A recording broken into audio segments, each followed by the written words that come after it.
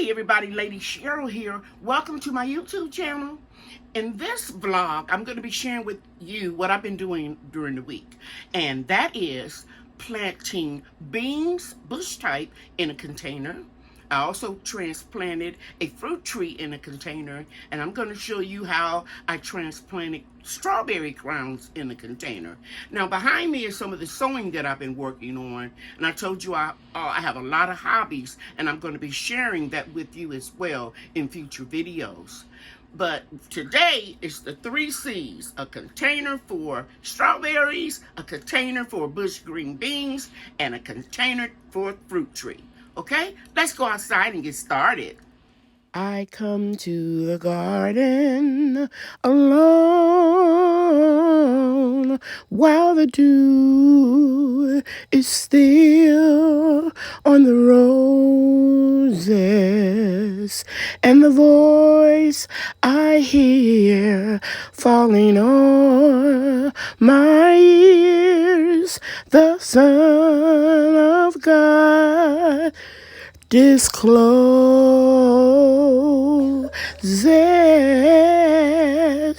and he walks with me and he talks with me. It's a beautiful day in the neighborhood.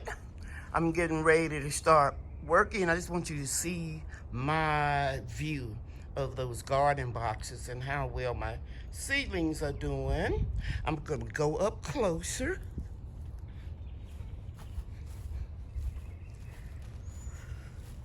It's just drizzling just a little bit, but the sun is out. Just want to let you see how pretty that looks. There's a sunflower there. And a sunflower here. And that's going to go gorgeous against the contrast of the fence as they keep growing up. Collards going to seed. Another sunflower here. And everything just looks beautiful. At least to me. I don't think there's a prettier sight. Okay. So, as you can see right here, these marigolds, and I think I got one little mustard green in there, are growing really well, getting ready to flower. This is what I'm going to work on today. You see this container? Move back. It's kind of deep, but I'm going to go ahead and use it for a strawberry container. And the reason why I say it's kind of deep, because strawberries don't have a long root system. I should say deep root system. Just putting these here temporarily, and I'm going to drill holes in this container. This is my daughter. She used it before, I think, as a self-watering container, because you can see a hole there. There's something else that wasn't inside of here. I'm going to clean this out real good, and I'm going to drill holes close to here, here, here, here, and here, and of course over there. And then I'm going to put compost, and you can see it's raining now. Compost and potting, reclaimed potting mix in it. Put some wrenches around the bottom, and I'm going to plant these strawberries. These are ever-bearing Chandler Strawberries I ordered from a merchant from eBay. And I'm going to make this a strawberry container. Okay? So let's get these little clips in here that I left out. And let's get under the protection of the overhang on the patio. And I'm going to pull up these mums, because I don't think they're going to come back. We're showing some life already. And I'm going to put some marigolds from here into here to have more space. Okay, so you can see the large drops coming down now. So I'm going to cover and I'll come back in a few minutes. It stopped raining for a few minutes, so I came back outside, washed the bucket out, And I put adequate drainage hose, as you can see here. Let me lift up my little drill.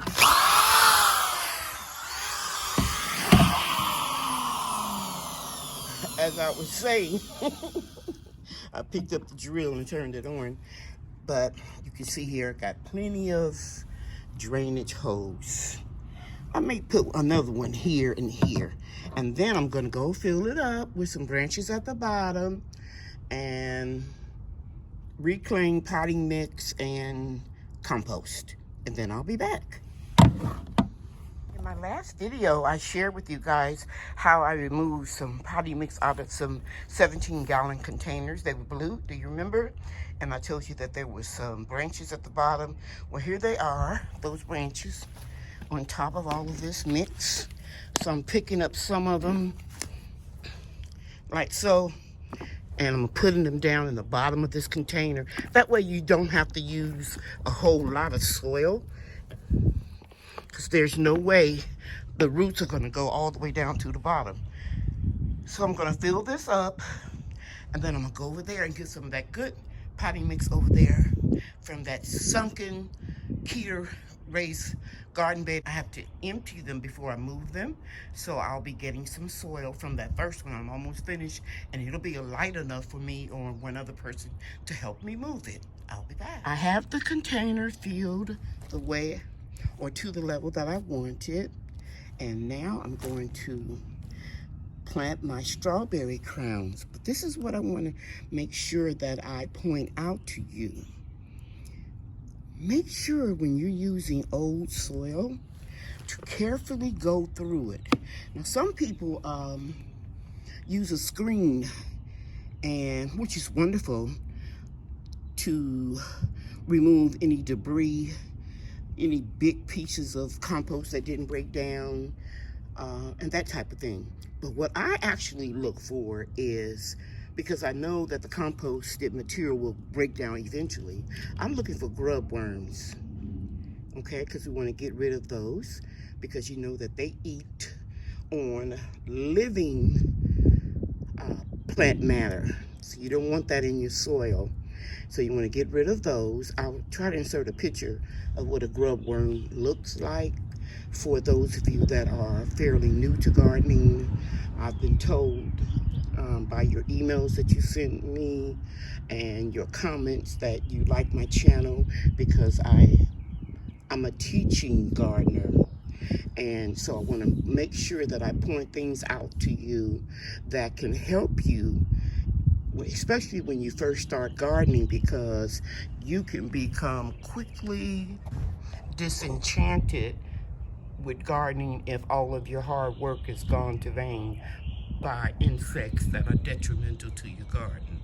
Another thing that I look out for in here is, I mentioned earthworms. Scoop them up. Don't get rid of them when you're going through your soil. Don't get rid of those earthworms, because they live and feed off of dead matter, so they won't harm your plants. In fact, they poop what is called worm castings that many people like me purchase and add as a soil amendment to our containers, okay? And you can put them right into the ground, those earthworm castings. So here are my crowns. I purchased them, as I said in the beginning. I purchased them from eBay, from a merchant I trust. And people always email me and ask me which merchants to use. And I don't give a recommendation because someone used a merchant that I had recommended before, and they didn't get good plants. So I tell you to look at the ratings and make your own decision. But this is the most important thing I'm going to tell you about planting strawberry crowns. Do not allow your soil to reach higher than this area right in here. If you bury this growth area, they will smother and they will die. You can trim your crowns if you want to. These aren't very long, but I've had some that I've transplanted that I grew myself, and they were as long as all the way back to here. So I just cut them off. These you don't have to. You can take a prick or your fingers, get the crown all the way down in there, make sure that it's setting up, and this portion right here is not in the soil. And then you want to pack it firmly around. Now, I like this brand of strawberries. I told you they were Chandler. I originally grew them from seeds, but I left some of the strawberries at my investment property for my tenants to enjoy, and so I just thought I would start off with some more crowns, okay? So that's why I'm doing this today. So I'm going to put 3 in this container.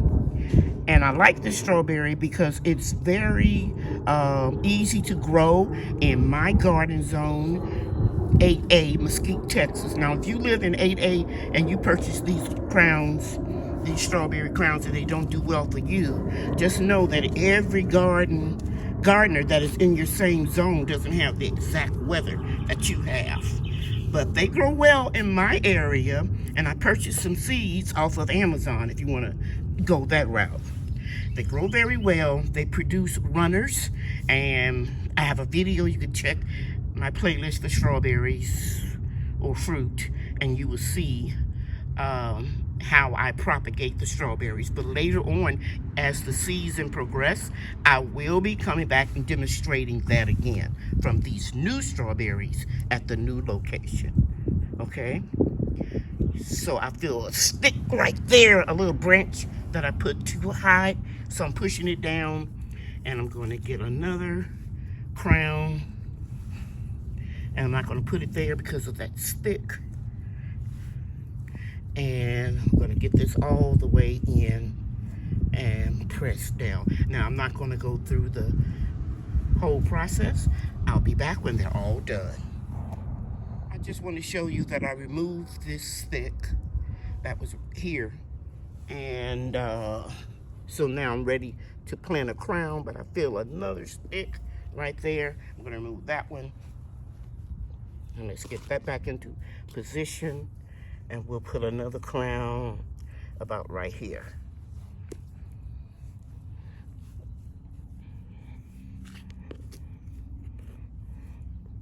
And remember, some of the crowns are going to be shorter. Some of them are going to have deeper roots. Just make sure that you don't cover this portion right in here. I'll be back. Okay, guys, I finished just in time. The rain is coming down really well now. Oh, I'm thankful. I mean, like, as soon as I put that last one in, actually the next to the last one, because I have one left. And it's going to be a little close, but I'm going to go ahead on and put it right in here. But I feel the rain, and you can see it on the container. I feel the rain coming down on my back, so I need to get out the rain. And I'm not going to move this because it's too heavy. If you're a senior citizen, don't strain yourself. Just wait until you get some help.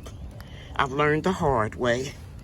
And just wait until you get some help so you can go ahead and get that moved and positioned up there on that wall where I want it. Another thing I want to tell you, the reason why I grow the Chandler Strawberries is because I can get 3 harvests. Well, I harvest all alone, during the summer, but I mean 3 main harvests when the flowers keep blooming, as opposed to some of the other varieties that I have grown in the past.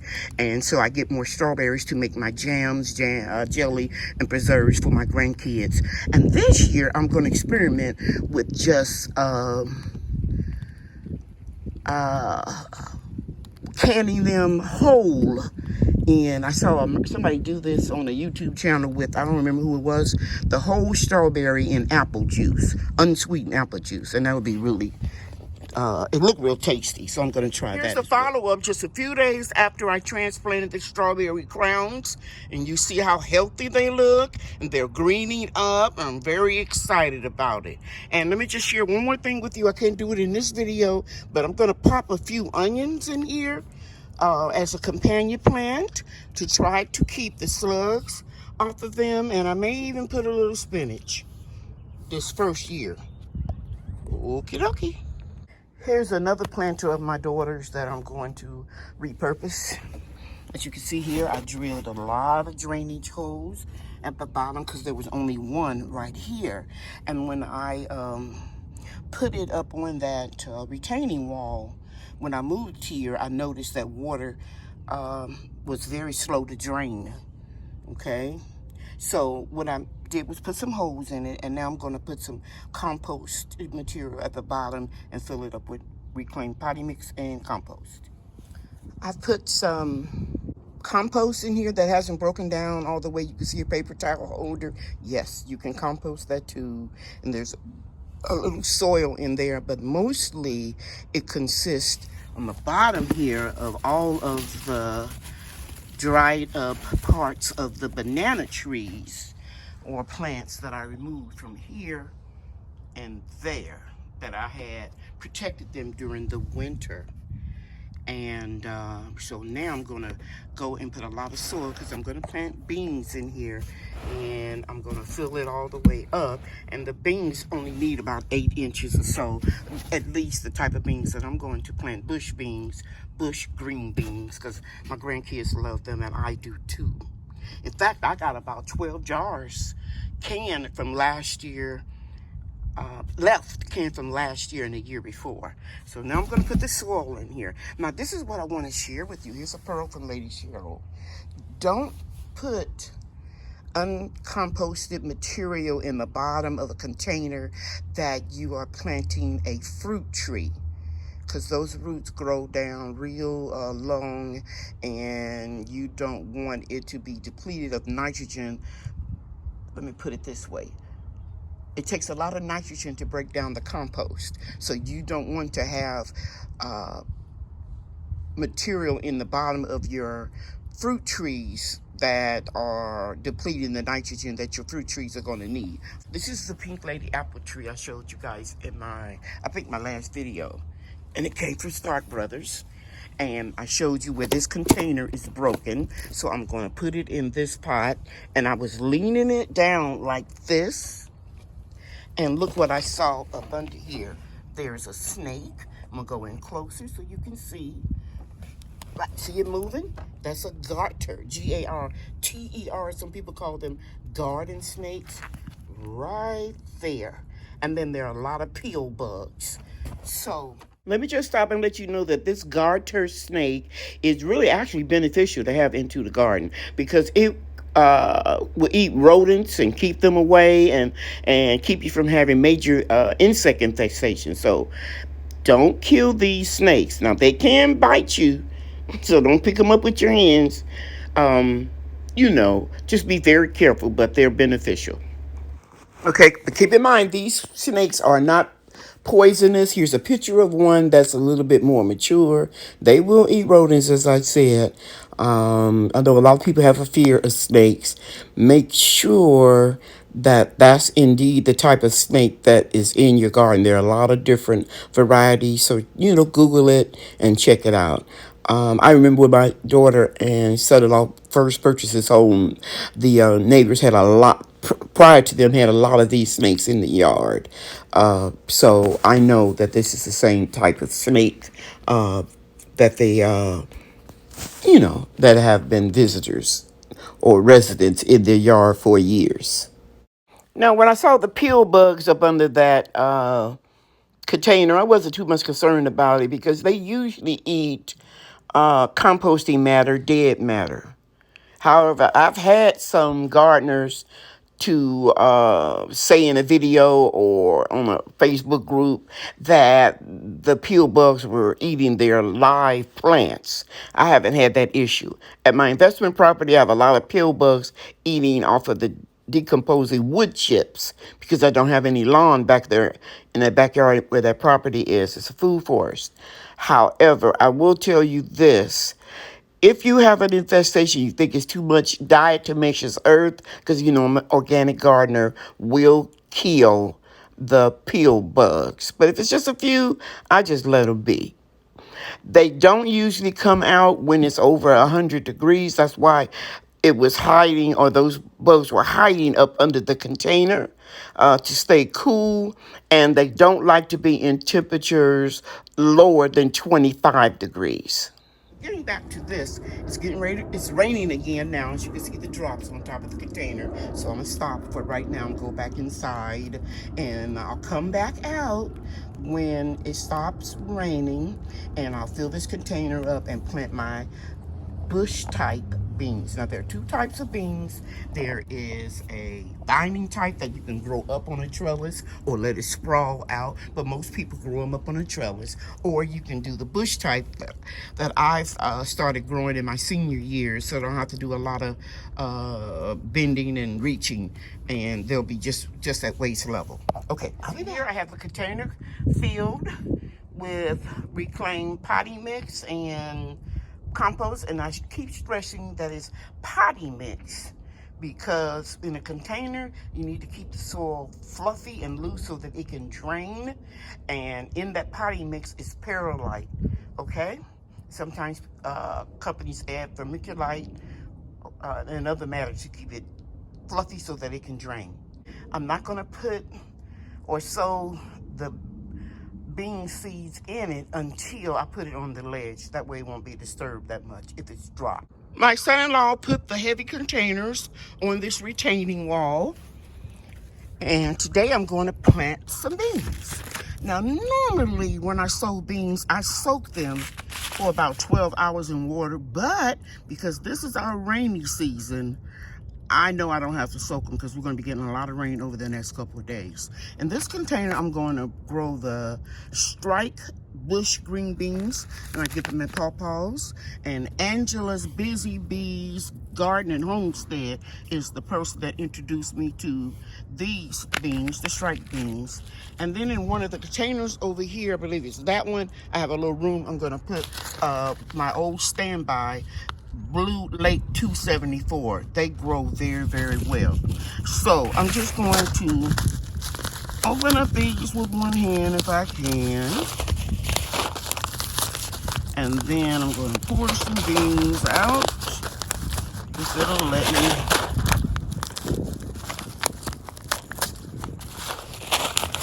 And usually you want to dig down or make your little hole about 1.5 times the length of your bean. So I'm going to place one here, and I'm going to use my little divot right there, and I'm going to drop the bean down, and then I'll cover them all up later. I'm going to plant them in a row about 4 inches apart, and I don't have to worry about it being exact because I'm going to press them down. And then, as I said, we're going to be getting a lot of rain, and it's going to beat it down. So it looks like I can get 1, 2, 3, 4, 5 beans on each row. So we'll put one there, and I'll come back when they're all in position. So that's it. I'm just going to cover them up and press anything down that still tries to pop up.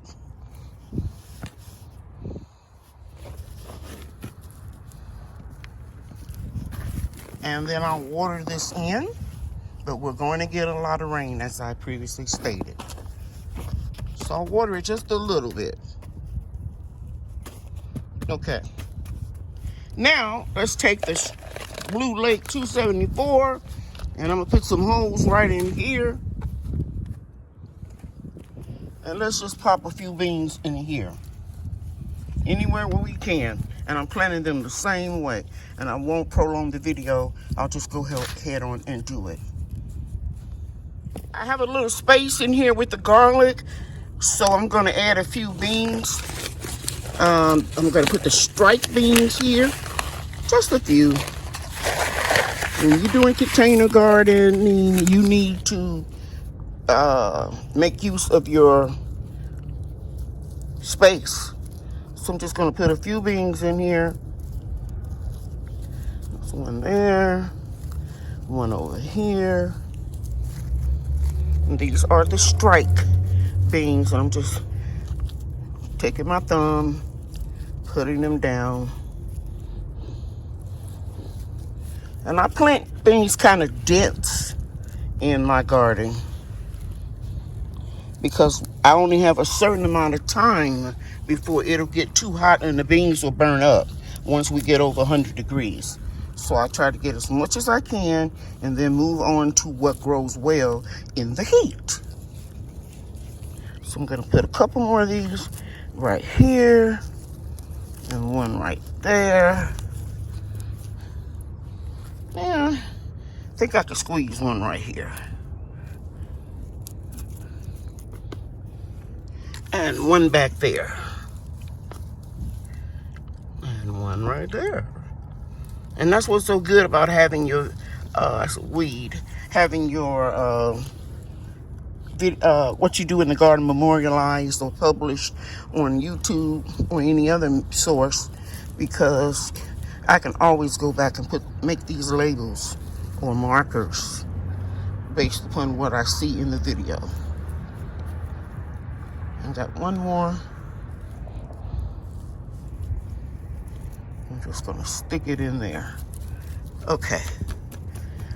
All right, you want to make sure everything is covered, because the birds will come along and try to eat them. Okay, everybody, I found some more space in this garden bed, so I'm going to put some Blue Lake 274 bush beans right in this area in here. You can never get too many green beans, because my family loves them, absolutely loves them. This is that grass I was telling you about that my son-in-law's garden is riddled with. So I'm going to pull that out, and maybe before the end of this video, if it's not too long, I'm going to show you how I'm going to plant this tree. I'm going to try my best to get this tree out of the pot without disrupting or disturbing the root ball. If I can't do it by myself, I'll get my grandchildren or my son-in-law to help me later on in the day after everybody's home from work and school. But I'm going to try my best. But I'm going to put thoroughly sifted or gone through or looked through soil in this container here, and then put this tree in here, okay? Okay, I prepared this container in the middle for the young pink lady apple tree, and I was able to get it on this side and press it down and pull this tree out. Let me just put my foot right here and let you see I can pull it all the way out.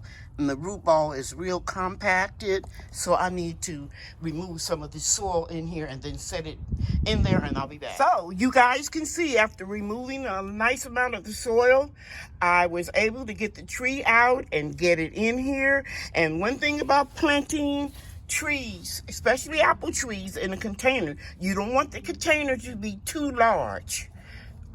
So you only want it to be a little bit larger than the root ball. And so eventually, in about another 3 years, I will have to put this in another container. And I removed that crazy nut grass or whatever it is.